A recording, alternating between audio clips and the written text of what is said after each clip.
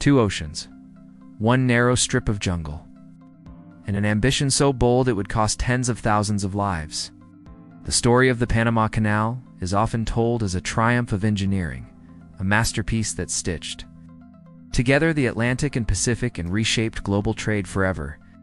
But beneath the steel and concrete lies another story, a story of disease, of imperial maneuvering, exploited labor, and of how global power shifted not just through innovation but through survival. To understand the canal, we begin not with the United States but with France. In the 1880s, the man who had successfully built the Suez Canal, Ferdinand de Lesseps, believed he could conquer Panama just as he had Egypt. The logic seemed simple. If a canal could slice through desert sand at Suez, why not through jungle? But Panama was not Egypt. It was a furnace of humidity, a breeding ground for disease, and a landscape shaped by mountains, rivers, and relentless rainfall. The French attempted to construct a sea-level canal, cutting directly through the continental divide. The excavation was nightmarish. Mudslides swallowed equipment. Tropical rains turned work sites into swamps. But the real enemy was invisible: yellow fever, malaria. Mosquitoes bred in stagnant water and carried pathogens that decimated the workforce. At the time, scientists had not yet confirmed that mosquitoes transmitted these diseases. Workers believed in bad air, miasma rising from the jungle. They slept without protection, they worked in standing water, and they died. Estimates suggest that more than 20,000 workers perished during the French attempt. Hospitals overflowed, cemeteries expanded, investors panicked. In 1889, the French project collapsed in financial scandal and bankruptcy. It was one of the greatest engineering failures of the 19th century. But global ambition did not die with it. The United States was watching. By the late 1800s, America had emerged from the Civil War, industrialized and expansionist. Its navy was growing. Its trade routes stretched across two oceans. But ships traveling from New York to San Francisco had to sail nearly 13,000 miles around Cape Horn at the southern tip of South America. A canal through Central America would slash that distance by thousands of miles. It would transform maritime strategy, and it would cement American influence in the hemisphere. Initially, attention turned to Nicaragua. But French excavation efforts in Panama, though failed, had already carved a partial path. The infrastructure was there. The dream was unfinished. There was just one problem. Panama belonged to Colombia. In 1903, after negotiations stalled, the United States supported a separatist movement in Panama. Within days of declaring independence, the new Republic of Panama signed a treaty granting the U.S. control over the canal zone. American gunboats ensured that Colombia could not intervene. It was geopolitics in action. With control secured, the United States began what France could not finish. But this time, science had advanced.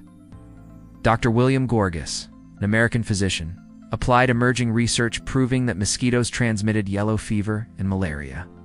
Swamps were drained, standing water was treated with oil, windows were screened, quarantine measures were enforced. The battle against disease became as important as the battle against rock and earth. Yellow fever was eradicated from the canal zone within years. Malaria deaths dropped dramatically. It was a turning point in tropical medicine. But disease control did not erase human cost. Tens of thousands of laborers, many from the Caribbean, particularly Barbados and Jamaica, worked in grueling conditions. They blasted through rock at Culebra Cut. They hauled earth in oppressive heat.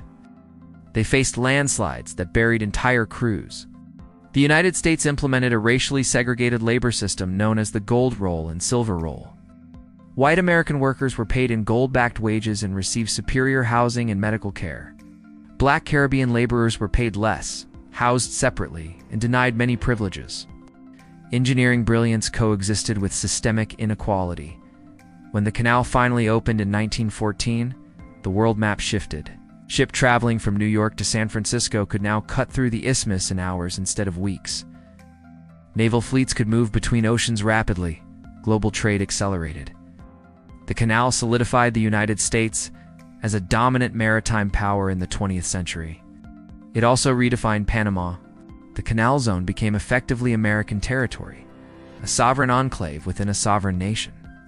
For decades, Panamanians protested U.S. control over land that divided their country. The canal symbolized progress to some and occupation to others. Only in 1977 did the Jimmy Carter administration sign treaties agreeing to gradually transfer control of the canal back to Panama. On December 31, 1999, full ownership passed to the Panamanian government.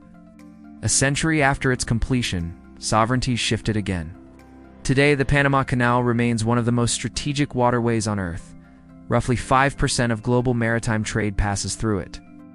Its expansion in 2016 allowed larger new Panamax vessels to transit, but its existence continues to shape global economics and geopolitics.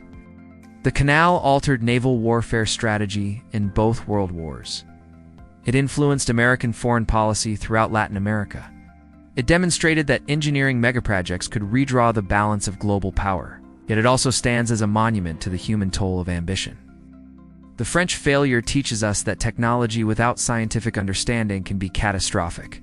The American success shows how engineering and medicine together can overcome nature, but often at immense human cost. Tropical pathology and geopolitical ambition collided in Panama.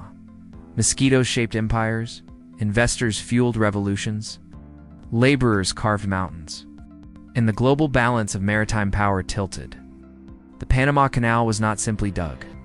It was fought for, against disease, against terrain, and against political resistance. It was built on innovation and inequality, on vision and vulnerability.